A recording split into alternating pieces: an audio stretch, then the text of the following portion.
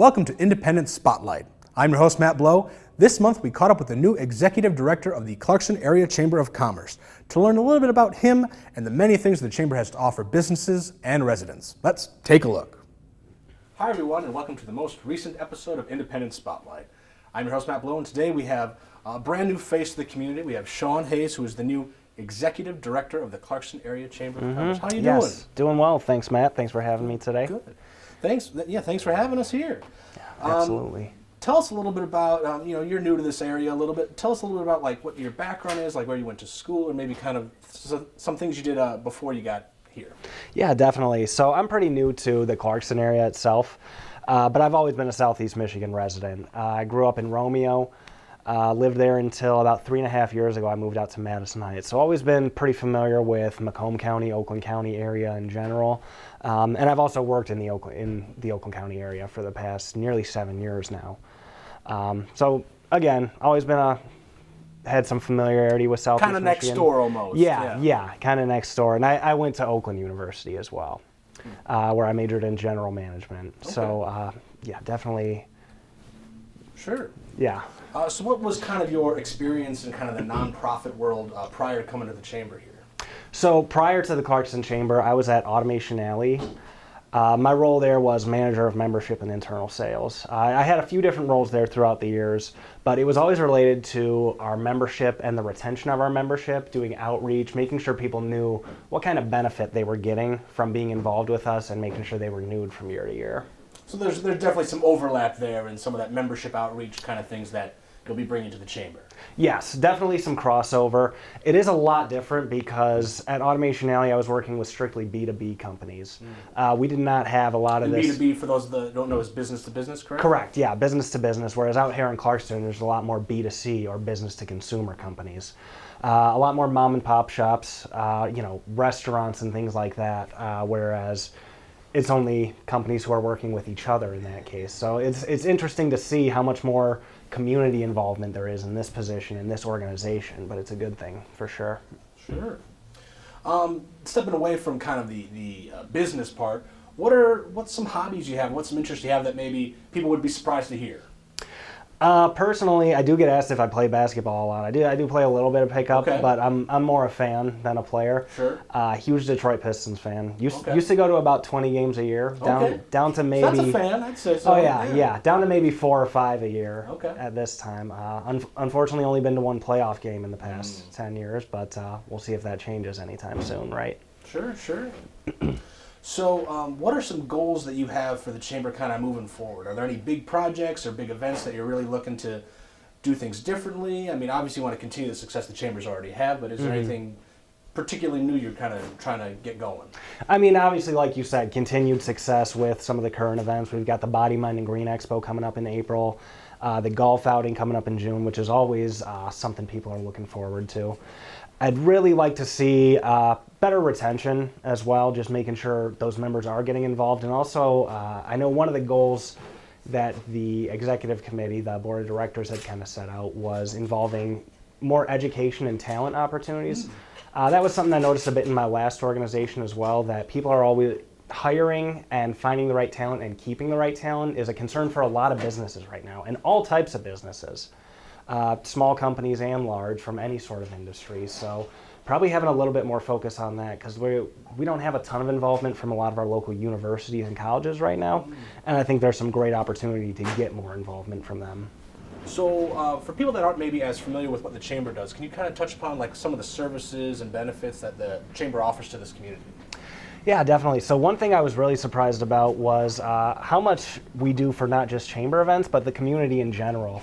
So besides just the networking opportunities, we do the business over breakfast every month, the luncheon mixers, but we also do a lot of events like the food truck rally, the concerts in the park during the summer. So opportunities to get more involved with not just other businesses, but just the community in general. So a lot of events that kind of can entertain the community, just something fun for people to do during the week. And last but not least, if people want to get more information about the Chamber or how to get involved, where would they go? Yeah, so definitely go to our website. That's clarkston.org. We're going to be updating our website soon, too. We're going to have a new CRM system, so it's going to be a lot easier to look through our directory, to find members, and to access just any sort of information on not only our membership and what's available through membership, but also what our members have to offer, too, the member companies themselves. Awesome. That's all the time we have for Independent Spotlight. And just, Sean, thanks again for letting us come by and getting an insight to who you are and kind of how the Chamber's, progressing. Yes, thank you, Matt. Glad to be here. We recently covered the Imagine That Teen Art Show. This event is held by the Clarkston Independence District Library each year. Our intern, Kevin, aka Lep, put a short video together that we would like to share with you now. Enjoy.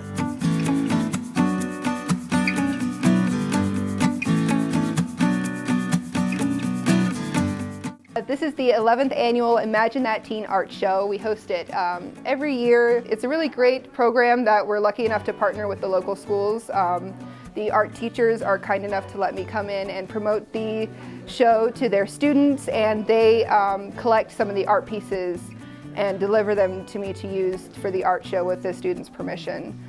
Which is why we were able to get 94 pieces of art in this year. It really helps to promote arts in the community. We have a lot of people come to participate in this show. They come to vote and support their kids or their friends. It's an opportunity for the community to get together to be able to view the work that our students are doing in school. It gives the students an opportunity to be displayed, which isn't always an easy thing, finding a genre or place where you can do that. So I think the combination is the library is delighted to host the event, have people come to the library, so it has a dual purpose of they get to see the artwork and they get to see their library. So we accept art from 6th through 12th grade, and all of the voting is done by grade level. So right now we're in the room that has the 6th through 7th grade. There's a room that has 8th through 9th, 10th through 11th, and then 12th is its own separate category. It's a good art show because it's just it helps show artists from all grades from K through 12, and it's a really supported art show too from the community, and it's really nice. I think the thing that the technique that was difficult for this piece was just I don't usually use acrylic paint a lot. This was for actually my painting class in school. I usually use watercolor and marker and everything, so using acrylic was totally hard and tricky. This was watercolor on water paper, and it was inspired by this one island in upper northern Lake Michigan, Beaver Island, and there's a whole just picture book about it that we have on our coffee table. So I just kind of looked for inspiration in there.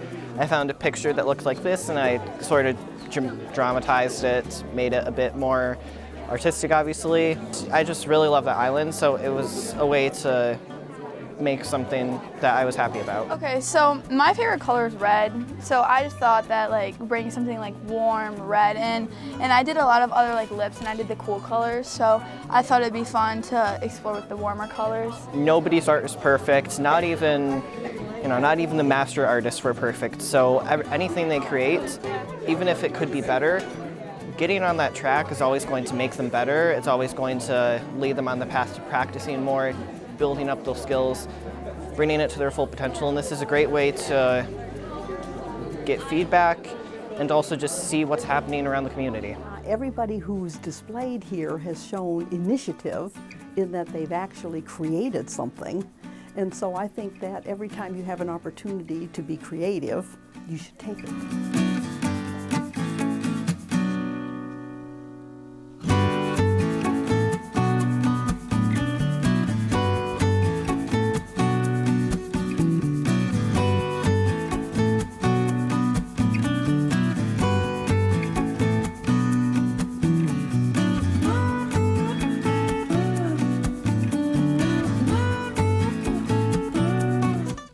Each year, My Habitat for Humanity Clarkston raises money to help families in need of home repairs, big and small. This year, ITV took a look at 2 families who have been helped by this terrific program. Today, we'd like to share one of those videos with you. My dad was an amazing strong man. Well, he was in the Army for 4 years. He spent 2.5 tours in Vietnam. And after that, he went to Virginia, and he was an ASA. So he was part of the security for the White House, and he helped part of his group start an orphanage when they were over there.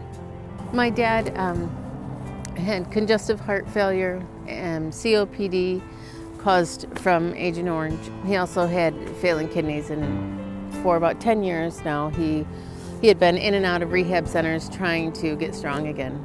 Our Vietnam veterans have been amazing, and the service that they've provided, and also the PTSD that they've been living with for decades now. Well, all this started actually in July when he was still alive. Our hope was to bring him back home. So this is why they were trying to do a handicap bathroom for him and trying to make it easier on him. But we have dealt with the floods in my family room and in my computer room area. And if we got heavy rains, then we had the leaks. And thank God for Habitat, because they've come in and helped repair my roof and my skylights, and they've excavated my whole yard here because of the leaks. And at this point, now they're just trying to put all my house back together. They've redid my kitchen and my dining room, and now they're working to finish up the handicap bathroom and the area where we had the water coming in, my computer room area, and also in my family room. So they've done major, as they called it, critical repair, and I can't thank them enough for all they've done for me.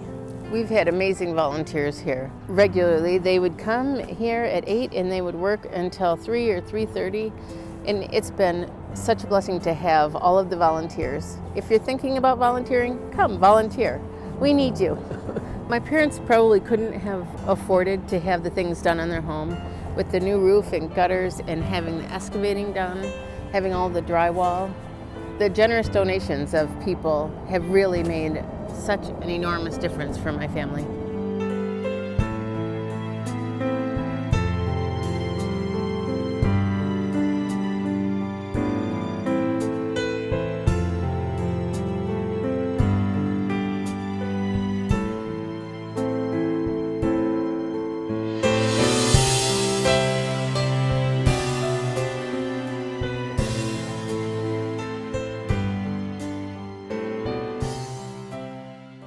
Here at ITV, we recently began a new series called In Studio With. The first episode will be airing soon, so keep an eye open on our Facebook page for the premiere of this new show. We would also like to tell you about a video we shared on our social media and YouTube a little while back.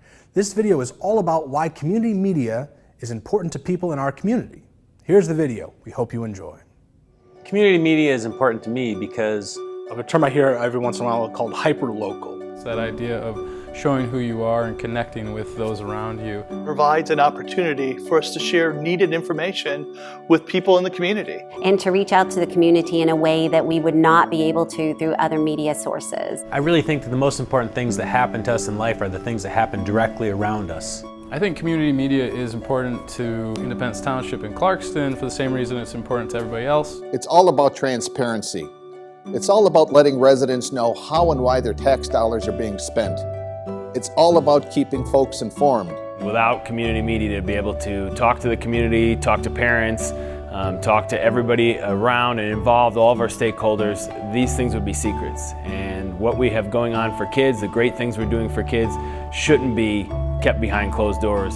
Talking to people one-on-one is awesome, but I can give information that's very important and beneficial and provide change. Community media is the most effective tool in keeping everybody in the loop. But without community media, we can't get the word out. And I think it's really important for all the smaller communities across this great country to have that opportunity to really get their messages out and to really find the things that tie us together. So we have this unique connection to the community that not every organization has.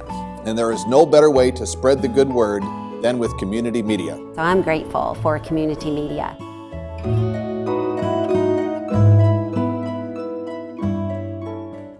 Well, that's all we have for you today, and we'll see you next month. And as always, to stay up to date with us on social media, you can follow us on Facebook and Instagram under EZPZ ITVZ and YouTube under Independence Television. If you have a show idea or event you'd like us to cover, please email us at spotlight@independencetelevision.com or call us at 248-623-3661. We'll see you next time.